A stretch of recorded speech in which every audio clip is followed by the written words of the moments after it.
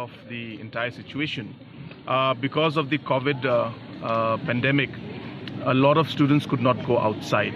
So there was a more than usual demand for the admissions in the local colleges. So there was a reason, one of the main reasons why there was a spike in the demand for number of seats in here, which may come down in the coming years.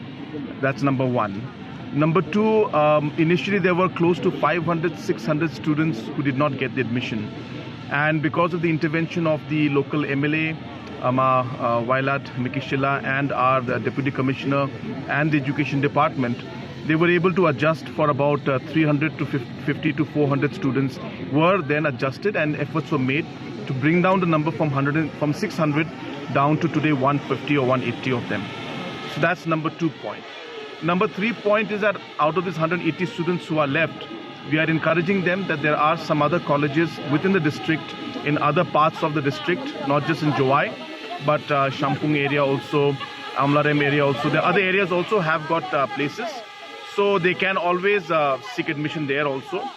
And at the same time, certain students, who are eligible to get admission, we will still keep trying from our side, from the Education Department, to try and find out a way to move forward.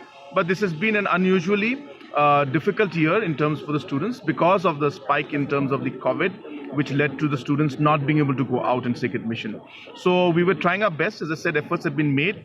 And with that efforts, as I said, 350 plus students have got the admission, and now still 180 are left.